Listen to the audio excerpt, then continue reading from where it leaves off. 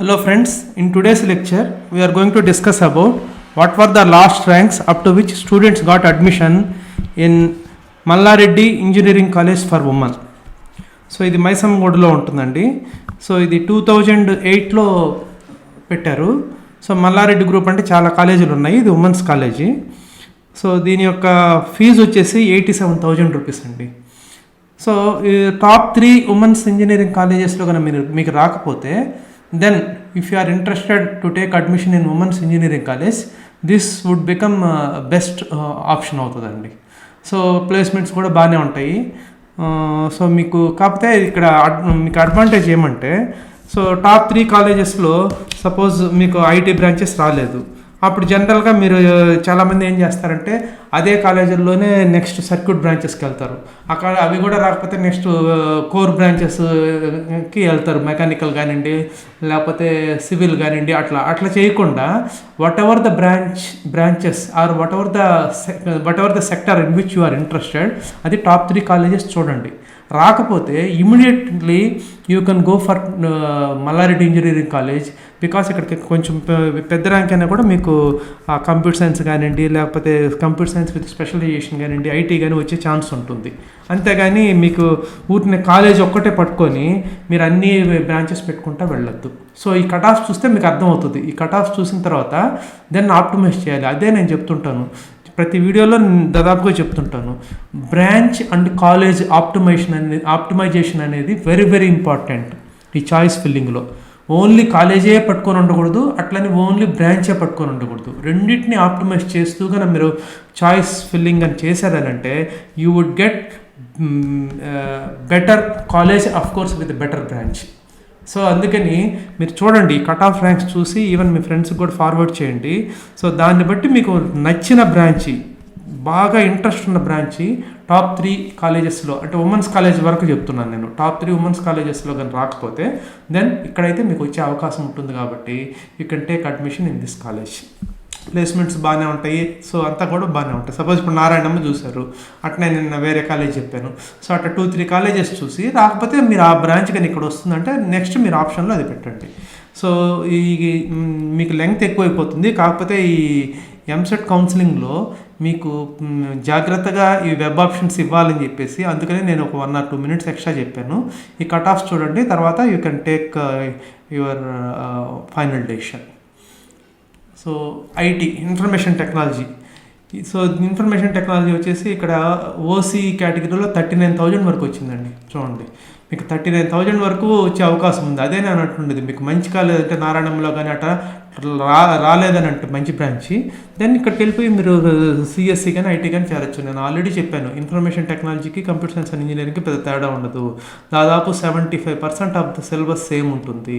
So అందుకని మీరు ఒకవేళ CSC related or IT sector బ్రాంచెస్లో మీకు ఇంట్రెస్ట్ ఉండి అవి రాలేదు అని అంటే మీరు జస్ట్ సర్క్యూట్ బ్రాంచెస్కి లేకపోతే కోర్ సివిల్ మెకానికల్ అట్లా వెళ్ళకుండా ఈ కాలేజ్కి వచ్చి మీరు ఐటీ చేరిపోవచ్చు అనమాట.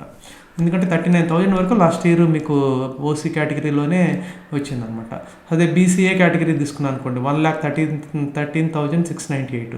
సో ఈ కట్ ఆఫ్స్ అన్నీ కూడా ఏంటంటే 3 కౌన్సిలింగ్స్ జరిగాయండి. First counselling, second counselling, third counselling.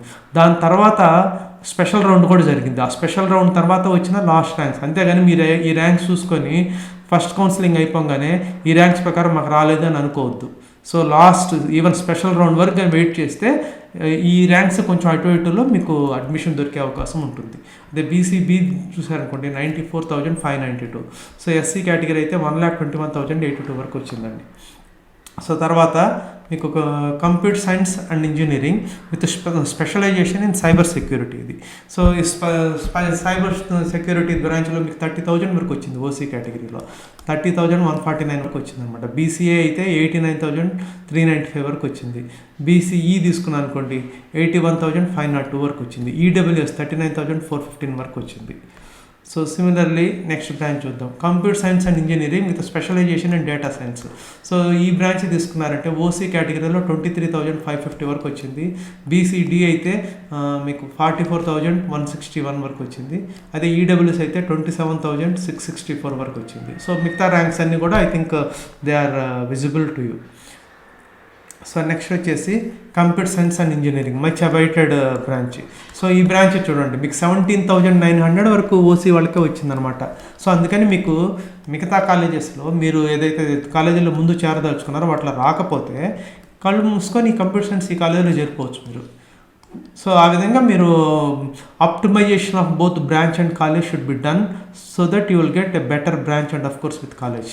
అది నేను ప్రతిసారి కూడా చెప్తూ ఉంటాను, జాగ్రత్తగా చేయండి. ఒకసారి ఏదన్నా మిస్టేక్ చేశారనుకోండి వెబ్ కౌన్సిలింగ్లో, తర్వాత 4 years based on which me career అంతా కూడా అది ఎఫెక్ట్ అవుతుంది అనమాట.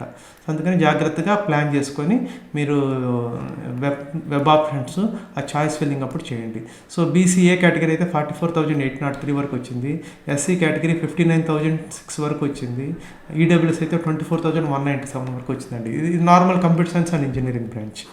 తర్వాత CSM computer science and engineering with specialisation in artificial intelligence and machine learning. ఇది CSC with specialisation in artificial intelligence and machine learning. So దీంట్లో వచ్చేసరికి మీకు ఓసీ కేటగిరీ 20,674 వరకు వచ్చింది. సో బీసీబీ అంటే 31,423 వరకు వచ్చింది. సో బీసీసీ డాష్ అంటే ఇది ఈ రిజర్వేషన్ ఉన్న క్యాండిడేట్స్ 20,674 లోపలే చేరిపోయి ఉంటారనమాట. అందుకని ఇక్కడ డాష్ ఉంది, అంటే ఓపెన్ కేటగిరీలో ఏదైతే ర్యాంక్ ఉందో ఆ ర్యాంక్ లోపల పిల్లలు చేరిపోయారు. సో తర్వాత బీసీఈ తీసుకున్నాను అనుకోండి 73,745, ఈడబ్ల్యూఎస్ తీసుకున్నాను అనుకోండి 25,142. తర్వాత CSO computer science and engineering with specialisation in IoT అండి, ఇంటర్నెట్ ఆఫ్ థింగ్స్. ఇది వచ్చేసి CSE with specialisation in internet of things. So ఇక్కడ ఓసీ వచ్చేసి 42,190 వరకు వచ్చిందండి. బీసీఈ అయితే 78,729 వరకు వచ్చింది. ఈడబ్ల్యూఎస్ అయితే మీకు 44,819 వరకు వచ్చింది. తర్వాత ECE electronics and communication engineering. So ఇది ఓసీ 50,050 వరకు వచ్చింది. బీసీసీ తీసుకున్నారంటే 70,679 వరకు వచ్చింది. అదే ఎస్టీ కేటగిరీ అయితే 1,20,089 వరకు వచ్చిందండి. ఈడబ్ల్యూఎస్ అయితే 71,826 వరకు వచ్చింది. So triple E electrical and electronics engineering. So triple E అనేది ప్రతి కాలేజీలో కూడా అడ్మిషన్స్ కొంచెం డల్గానే ఉన్నాయి. అందుకని ఇక్కడ చూడండి ఓసీ కేటగిరీలోనే మీకు 1,05,54 వరకు వచ్చింది ఓసీ కేటగిరీలోనే. సో ఇంకా బీసీఏ అయితే 1,10,911 వరకు వచ్చింది. సో బీసీసీ అయితే ఆ క్యాండిడేట్స్ ఈ ఓసీ కేటగిరీ ర్యాంక్ లోకల్ వాళ్ళే చేరారు, లేకపోతే ఇంకా సీట్లు ఉన్నా కూడా పిల్లలు చేరలేదు, అడ్మిషన్ తీసుకోలేదు. అదేవిధంగా ఎస్సీ కేటగిరీ కూడా అంతే. సో ఈడబ్ల్యూఎస్ కూడా అంతే, ఏదైతే పిల్లలు చేరారో అయితే ఈడబ్ల్యూఎస్ వాళ్ళు 1,05,54 లోపలే ర్యాంక్ వాళ్ళు ఉన్నారనమాట. అందుకు ఇక్కడ మీకు ఇక్కడ డాష్ ఉందంటే అది ఓపెన్ కేటగిరీ ర్యాంక్ తోటే మనం తీసుకోవచ్చు, లేకపోతే even though seats are there పిల్లలు చేరలేదు అనమాట. ఆ విధంగా ఉంటుంది. సో ఈ విధంగా మీరు ఈ వీడియోని మీ ఫ్రెండ్స్కి షేర్ చేయండి, సో దట్ మీ ఫ్రెండ్స్ అందరికి కూడా ఉపయోగపడుతుంది వెబ్ కౌన్సిలింగ్ టైంలో. నా ఛానల్కి సబ్స్క్రైబ్ చేసుకోండి ఈ వీడియో కనుక మీకు నచ్చినట్లయితే. Thank you.